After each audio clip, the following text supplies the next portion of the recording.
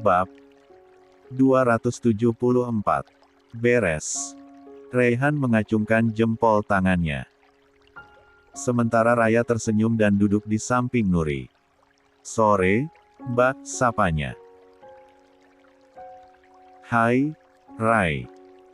Nuri menoleh sambil tersenyum. "Mbak Nuri gimana sekarang?" tanya Raya sungkan.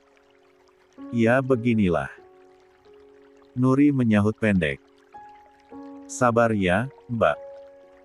Yakin semuanya akan baik-baik saja," kata Raya sambil merangkul hangat pundak Nuri.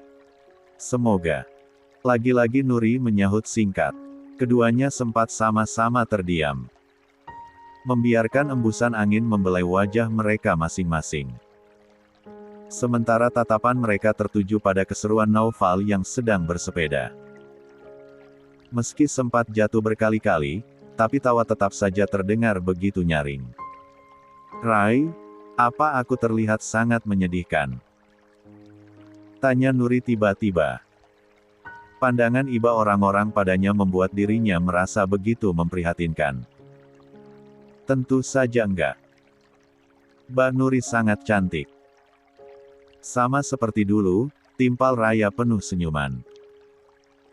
Nuri hanya tersenyum tipis menanggapi.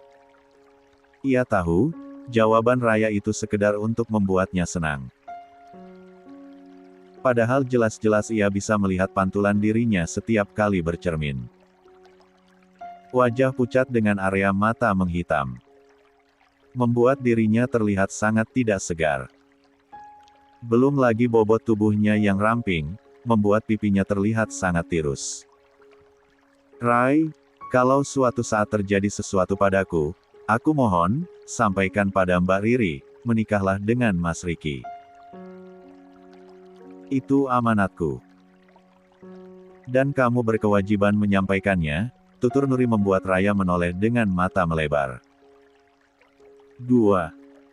Saat Nuri meminta Riri untuk bekerja di rumah dirinya, sebenarnya Raya sudah menduga apa sebetulnya tujuan Nuri. Tidak lain dan tidak bukan yaitu Nuri sedang mempersiapkan masa depan untuk Riri dan Riki agar bisa membangun mahligai rumah tangga. Namun, mendengar permintaan itu secara langsung, Raya tetap saja terkejut. Terlebih ia yang diamanati langsung. Tentu saja hal itu akan menjadi beban berat untuknya. "Astagfirullah, Mbak, jangan bicara begitu. Jangan mendahului takdir. Kita tidak akan pernah tahu nasib masa depan kita akan seperti apa," timpal Raya. "Lagi pula, aku yakin Mbak Nuri akan baik-baik saja." "Mbak Nuri harus positive thinking," lanjut Raya. "Bukan mendahului takdir, Rai. Aku hanya sedang mempersiapkan masa depan untuk orang-orang yang aku cintai," balas Nuri. "Masa depan keluarga Mbak Nuri akan baik-baik saja, karena Mbak Nuri sendiri yang nanti akan mengurus mereka." "Semangat!" timpal Raya terus menyemangati. Nuri hanya tersenyum tipis. Setipis harapan hidupnya. Sebanyak apapun orang-orang di sekelilingnya memberikan semangat, dia tetap saja takut dan khawatir pada apa yang akan terjadi, karena penyakit itu ada pada tubuhnya sendiri, bukan pada tubuh orang lain. Belum bulan madu. Nuri mengubah topik pembicaraan. "Belum, Mbak. Sepertinya nanti nunggu libur panjang. Mungkin setelah mengadakan resepsi. Soalnya kata kakek, resepsi pernikahan akan digelar sekitar kurang lebih 2 atau 3 bulanan lagi," jawab Raya. "Syukurlah. Semoga semuanya berjalan lancar ya. Dan kalian selalu berbahagia," timpal Nuri.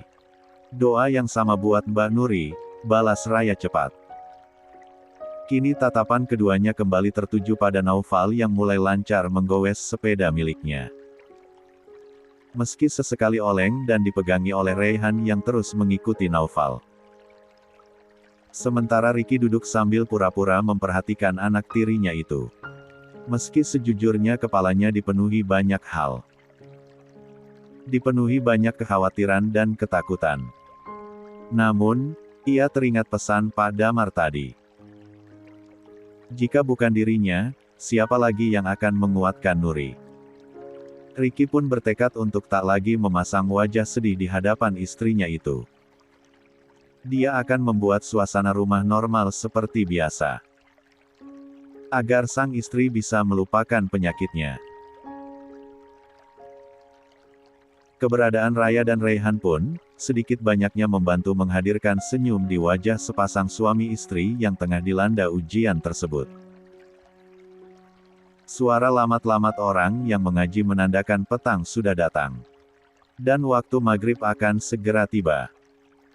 Raya dan Raihan pun bergegas pamit pulang dan kembali ke kediaman Adiputra. Kasian ya Bang Ricky sama Mbak Nuri.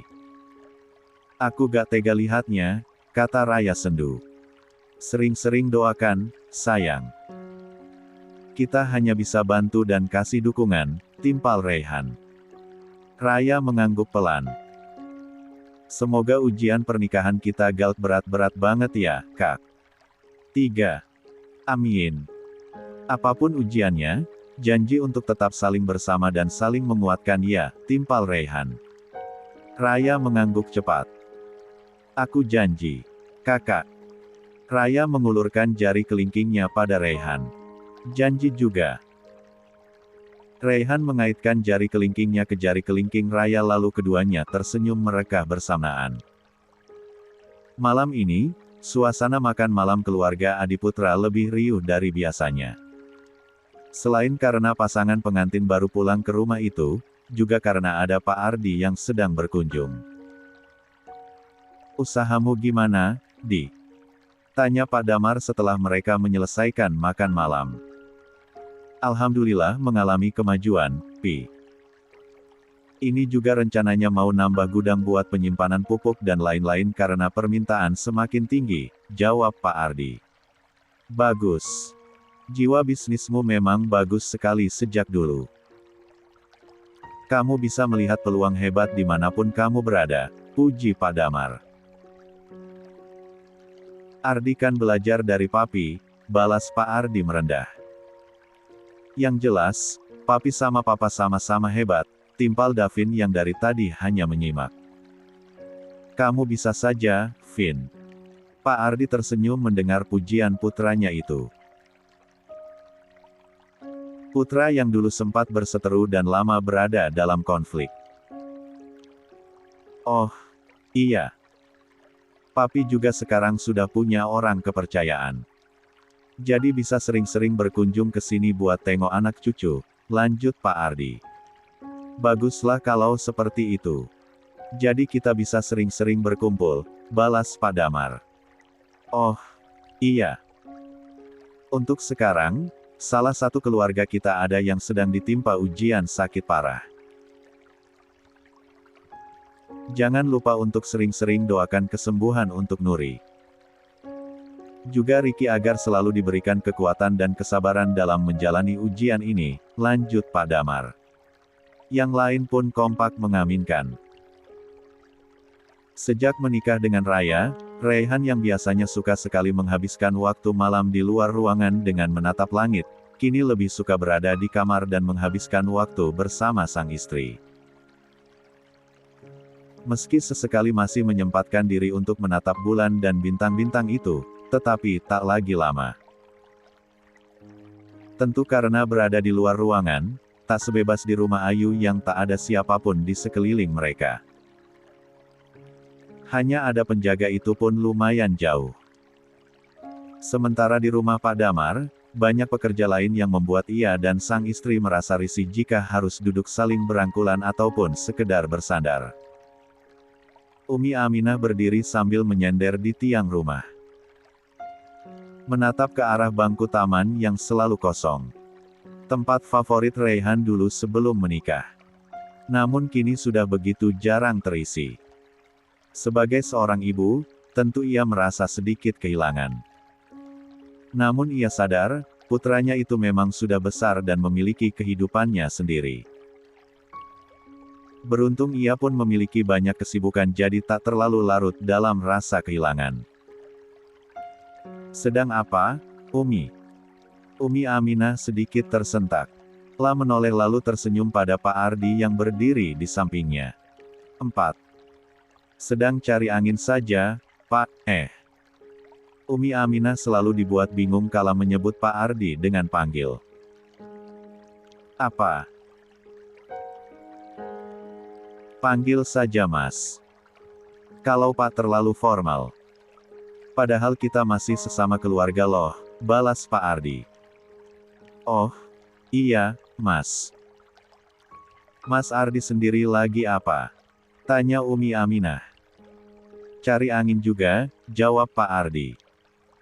Raihan di mana? Lanjut Pak Ardi celingukan.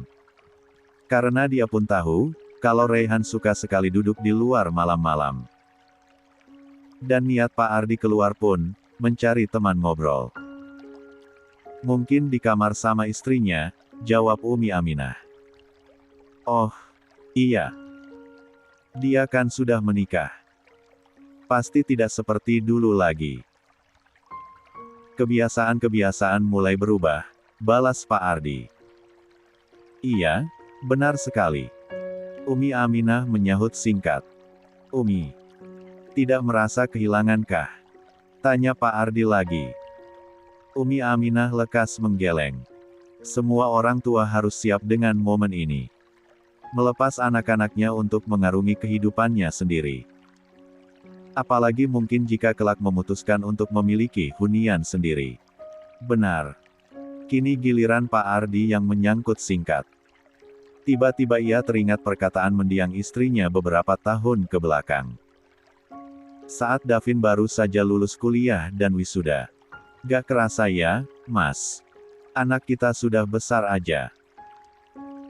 Sepertinya sebentar lagi dia akan menikah dan mungkin akan meninggalkan rumah. Dan yang tersisa hanya kita. Ternyata memang benar ya, yang akan menemani kita sampai tua itu bukan anak ataupun saudara, tapi pasangan, tutur Dina. Namun kini, Pak Ardi hidup sendirian. Anak berjauhan dan pasangan pun telah meninggalkan dirinya. Mengarungi masa tua dengan menyibukkan diri dengan pekerjaan agar tak merasa kesepian. Mas, mari, saya masuk dulu.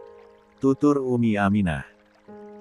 Ia tak enak jika berlama-lama bersama Pak Ardi karena meski masih keluarga, keduanya tetaplah bukan mahram. Iya, silakan. Sahut Pak Ardi cepat.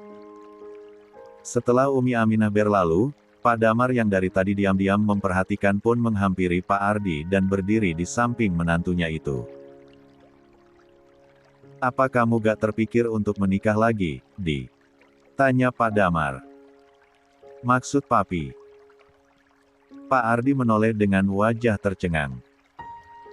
Pagi ini, Ricky benar-benar mendatangkan asisten rumah tangga baru di rumahnya.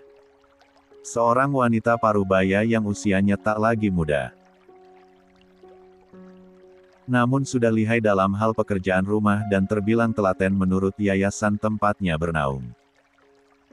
Nur, ini asisten rumah tangga baru di rumah kita, namanya Bidarmi. Kamu bisa minta tolong padanya kalau membutuhkan sesuatu, tutur Ricky pada sang istri. 5.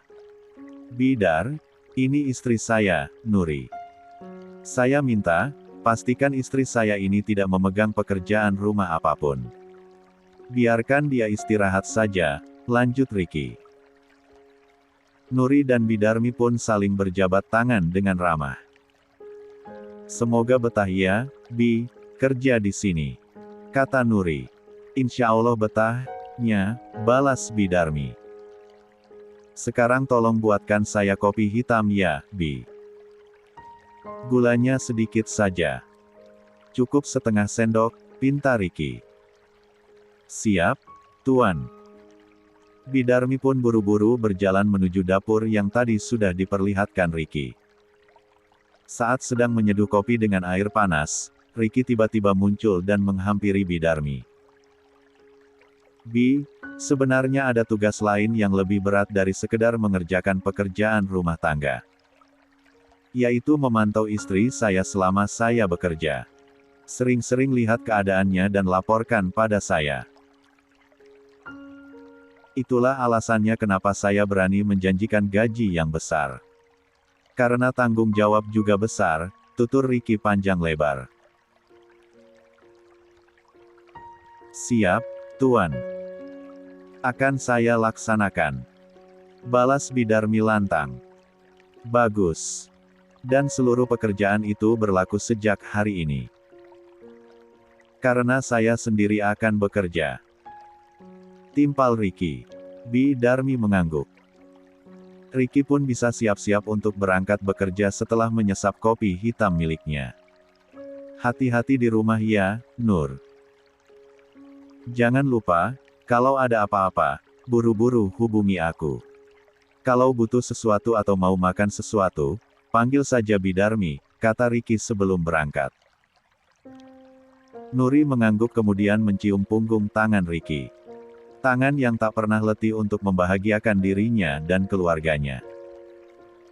Tangan yang mengajarkan arti cinta dan ketulusan yang sebenarnya. Tak diizinkan beraktivitas apapun, tentu membuat Nuri merasa bosan. Dia hanya bisa rebahan di kamar sambil memainkan ponsel. Sesekali keluar kamar untuk menggerakkan badannya. Atau duduk di kursi teras mencari angin segar. Nyonya, maaf, kata Tuan, Nyonya jangan terlalu lama di luar. Takutnya masuk angin, kata Bidarmi. Nuri menghela napas panjang. Baik. Sebentar lagi saya masuk. Saat hendak memasuki rumah, Nuri menghentikan langkahnya saat melihat seseorang berjalan di pekarangan rumahnya.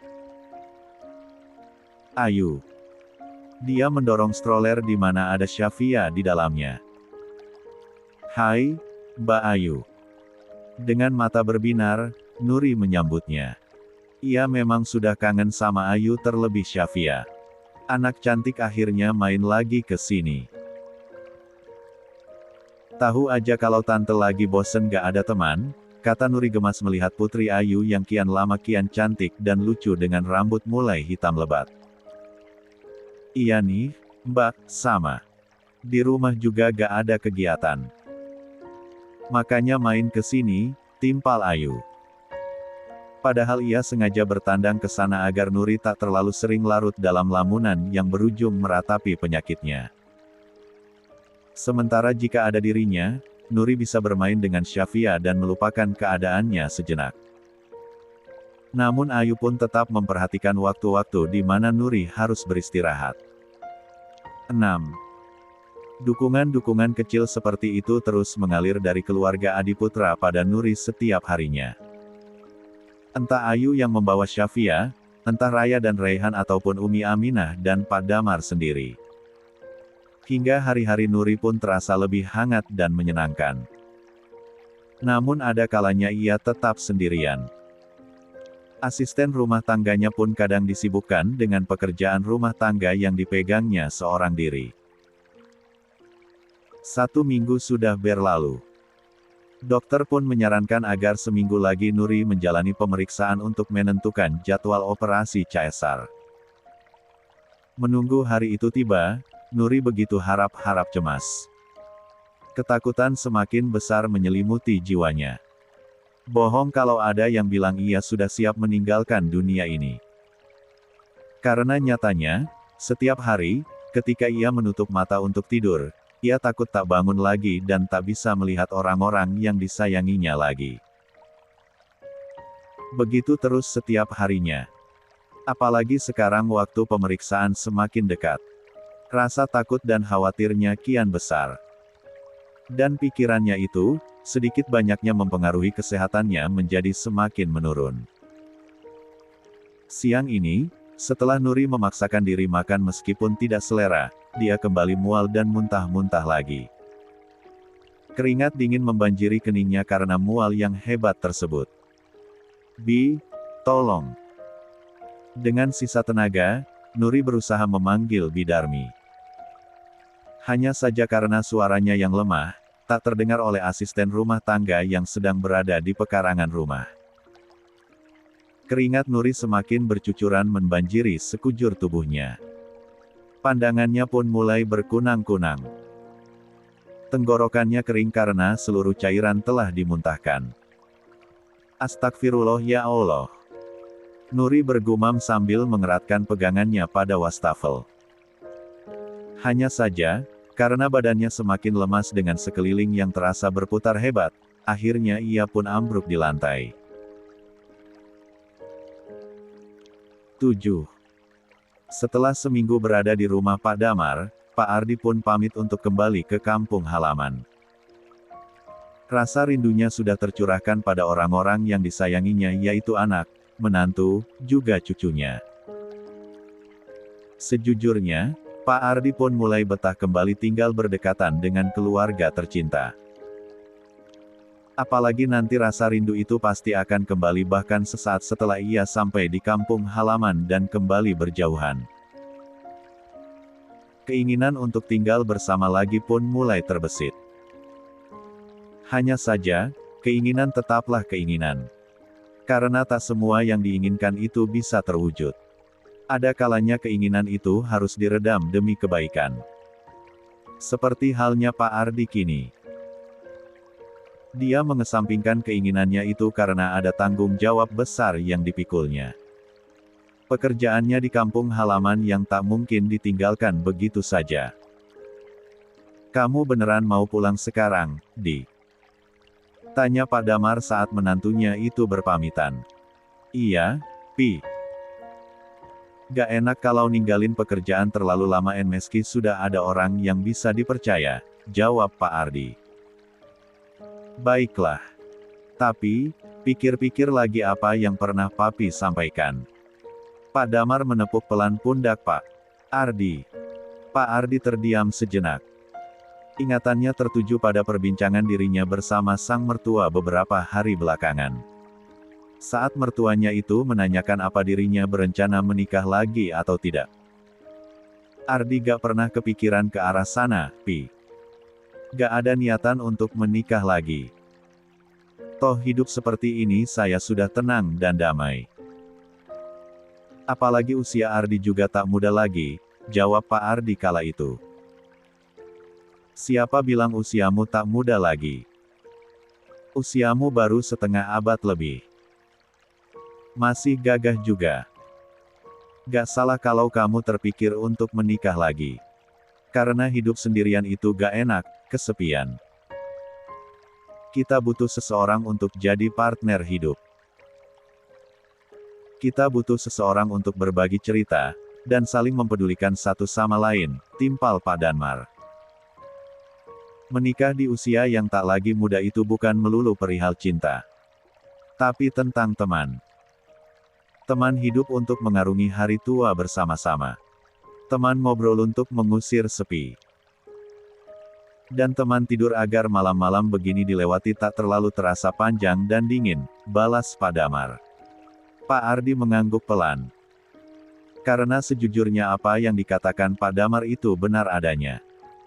Apalagi di kampung halaman ia tinggal sendirian. Hanya ada sang adik tercinta yang juga sibuk dengan kehidupannya. Pak Ardi pun sempat terpikir tengah masa tuanya yang entah akan seperti apa. Pasangan tak ada. Anak sudah berumah tangga. Tak nyaman rasanya jika sering-sering mengganggu rumah tangga anaknya apalagi tinggal dalam satu atap terlalu lama. Mencari jodoh di usia seperti ini sudah tak mudah lagi, Pi. Mungkin ada yang mau, tapi belum tentu sesuai kriteria kita. Karena seperti kata Papi tadi, menikah di usia tua bukan lagi perihal cinta. Tapi bagaimana caranya mengarungi bahtera rumah tangga yang akan senantiasa mendekatkan kita pada Tuhan, timpal Pak Ardi. Jangan pikirkan jodoh. Mantapkan saja hatimu, kalau sudah yakin untuk kembali berumah tangga, Papi yang akan langsung carikan jodohnya. Balas Pak Damar tegas. 8. Papi. Tapi siapa? Tanya Pak Ardi dengan kening berkerut. Kalau kamu sudah yakin, baru Papi kasih tahu, jawab Pak Damar. Setelah perbincangan malam itu, Pak Ardi belum menanyakan lagi siapa jodoh yang dimaksud. Karena ia memang belum mantap untuk kembali menjalani biduk rumah tangga. Ia masih ingin berpikir dulu hingga tak tidak keraguan di hatinya. Dan kini, saat Pak Damar kembali menyinggung perihal itu, Pak Ardi masih menyisakan kebimbangan. Baik, Pi. Nanti Ardi pikir-pikir lagi. Jawabannya akan Ardi kasih setelah Ardi yakin. Baik. Papi tunggu. Apapun keputusanmu, Papi yakin itu yang terbaik untukmu. Timpal Pak Damar. Pak Ardi mengangguk. Papi sehat-sehat di sini. Nanti 2 atau 3 bulanan lagi, Ardi kesini lagi. Mungkin saat acara resepsi pernikahan Raya dan Reyhan. Iya, Papi tunggu. Kamu juga hati-hati di jalan. Timpal Pak Damar. Pak Ardi kembali mengangguk kemudian mencium punggung tangan Pak Damar. Keduanya sempat berpelukan sebentar. Ardi pamit dulu sama yang lain, katanya. Ya. Pak Damar menyahut pendek. Sementara Pak Ardi berjalan menuju kamar Ayu. Mengetuk pelan pintu yang tertutup tersebut. Setelah pintunya terbuka, senyumnya langsung melebar karena matanya langsung tertuju pada Syafia yang sedang anteng mengoceh di tempat tidur. Sesekali memasukkan jari-jarinya ke dalam mulut hingga basah. Yu, Papa mau pamit. Mau ketemu dulu sebentar sama cucu, kata Pak Ardi masih berdiri di ambang pintu. Oh, iya, Pak. Bentar. Ayu bergegas menggendong Syafia dan mengajaknya mendekati Pak Ardi. Mari, Pak. Ayu antar ke depan. Kata Ayu. Pak Ardi mengangguk. Telah mengambil alih Syafia dari tangan Ayu dan menggendong cucunya itu menuju depan. Pak Ardi pun sempat berhenti di depan pintu kamar Umi Aminah. Boleh minta tolong ketukan pintunya. Papa mau pamit, pinta Pak Ardi pada Ayu. Tentu saja, Pak. Ayu pun lekas mengetuk pintu kamar Umi Aminah. Hingga hanya beberapa detik, pintu itu terbuka. Maaf, Umi, ganggu istirahat siangnya. Saya mau pamit pulang, kata Pak Ardi tanpa basa-basi. Oh, Mas Ardi mau pulang. Kirain gak jadi karena ini sudah siang. Biasanya kan pagi-pagi, timpal Umi Aminah ramah. Sekarang sudah makin hafal jalannya. Jadi perjalanannya gak terlalu lama. Semoga sebelum maghrib sudah sampai, balas Pak Ardi. Amin. Mari kalau gitu, saya juga antar ke depan, tutur Umi Aminah yang berdiri di samping Ayu. 9. Mereka pun berjalan bersama-sama menuju teras.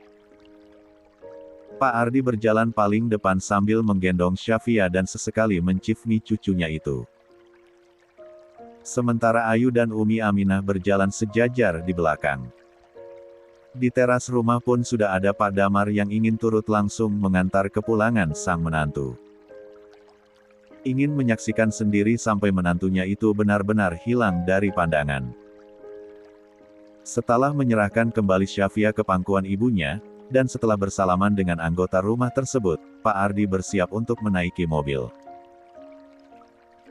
Namun suara teriakan seseorang membuatnya menghentikan langkah. Tolong! Tolong saya! Seorang wanita parubaya berlari ke arah teras dengan napas tersengal-sengal. Lalu berhenti dengan napas yang nyaris habis karena lari dengan kencang. Tolong, Tuan!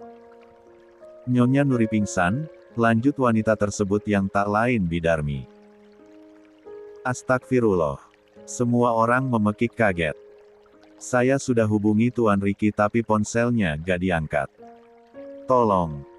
Bidarmi kembali bersuara.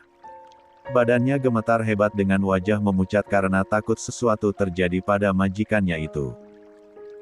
"Ayo, Pi. Kita lihat," kata Pak Ardi. Yang lain kompak mengangguk. "Naik mobil saja biar cepat," lanjut Pak Ardi. Meski jarak rumah itu ke rumah Ricky hanya terhalang satu rumah saja, tapi dalam kondisi genting seperti ini akan terasa jauh.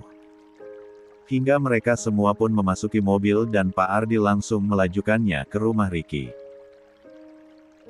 Begitu sampai di pekarangan rumah, mereka turun bergantian dengan tergesa kemudian menyusul langkah Bidarmi menuju dapur. "Astagfirullah, Mbak Nuri." Ayu langsung berjongkok untuk melihat keadaan Nuri yang masih tergeletak di lantai. "Saya mau angkat tapi gak kuat," kata Bidarmi masih dengan badan gemetar.